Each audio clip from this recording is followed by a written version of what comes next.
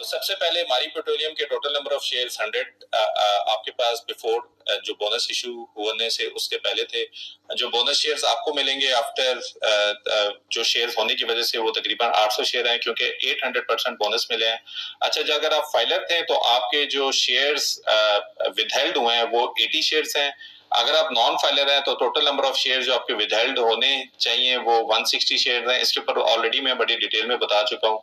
तो इसका मतलब है कि फाइनल शेयर जो आपके पास फाइलर होने की वजह से हैं वो 820 शेयर हैं, और नॉन फाइलर अगर आप होते हैं, और ये बिल्कुल सिंपल फार्मूला है, इसमें आई होप आप सबको अंडरस्टैंडिंग हो। मैंने क्या किया है कि मैंने 800 में से फाइलर 80 माइनस किए हैं तो 720 हो गए हैं, 720 को 100 से प्लस किया है तो 820 आ गया है। सिमिलरली 800 में से 160 माइनस किए हैं तो 640 हो गए हैं, 640 में 100 ऐड किए हैं तो 740 हो गए। अब जो बुक क्लोजर डेट था जिस दिन पे फर्स्ट इसकी जो क्लोजर डेट के ऊपर जो रेट आया था वो 448 है। इसका मतलब है कि जो नंबर ऑफ शेयर्स आपके विदहेल्ड हुए हैं फाइलर पे वो तकरीबन 448 मल्टीप्लाई बाय 80 करेंगे तो 35,000 रुपीज आपका टैक्स जो है डिडक्ट होना चाहिए। ठीक है। सिमिलरली अगर आप नॉन फाइलर थे, जो टोटल नंबर ऑफ रुपीज के वैल्यू के टर्म्स में जो आपका टैक्स डिडक्ट होना चाहिए वो तकरीबन 71,793 रुपीज आपके डायरेक्ट होने चाहिए। ठीक है।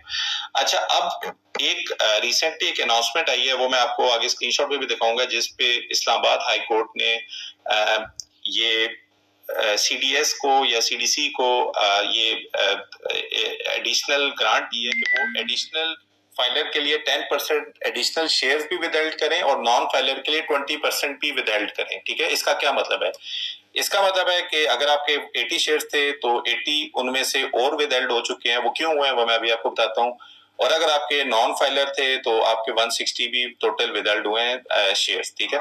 अच्छा, जैसे मैं आपको बता चुका हूँ कि आपको फाइलर होने की वजह से 35,896 शेयर्स पे करने हैं। ठीक है। या तो मारी पेट्रोलियम आपके नंबर ऑफ शेयर्स 80 जो है वो मार्केट में सेल करेगी। ठीक है। और अगर रेट 448 हुआ तो ये ऑटोमेटिकली आपके टैक्स भी पे हो जाएगा, और आपका जो शेयर की प्राइस है जितने भी उन्होंने विदहेल्ड किए हैं वो ऑटोमेटिकली टैक्स की सूरत में मिल जाएंगे। ठीक है। लेकिन अगर आप अभी की सिचुएशन देखें, अभी के टाइम पे मारी पेट्रोलियम तकरीबन 420 का ट्रेड हो रहा है। फॉर एग्जांपल मैं इसको 420 है, नीचे वाली जो रो है ना, ये आपको करंट मार्केट रेट पे बताऊंगा मैं। ठीक है। अब क्योंकि आपके 80 शेयर्स एडिशनल विदहेल्ड हुए हैं तो total number of withheld tax के वजह से 160 शेयर्स हैं।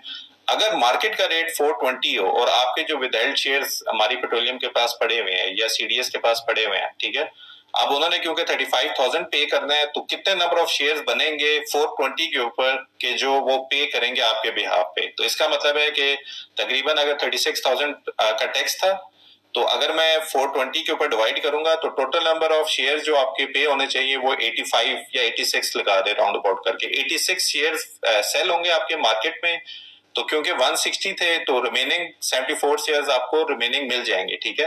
और सिमिलरली अगर 420 के रेट के ऊपर आप अगर नॉन फाइलर हैं और 72,000 आपका टैक्स पे करना था तो आपके विदहेल्ड शेयर थे 320, और 320 के ऊपर 160 की जगह आप 170 शेयर्स आपके मार्केट में सेल होंगे, और उसकी वजह से जो रिमेनिंग अमाउंट है जो तकरीबन 150 शेयर्स है वो आपको रिमेनिंग आपको मिल जाएंगे। इसका मतलब है कि 10 शेयर्स एडिशनल, बिकॉज के आपका जो टैक्स जितना पे करना था उतने आपको नंबर ऑफ शेयर्स की सूरत में ज्यादा सेल करना पड़ेगा।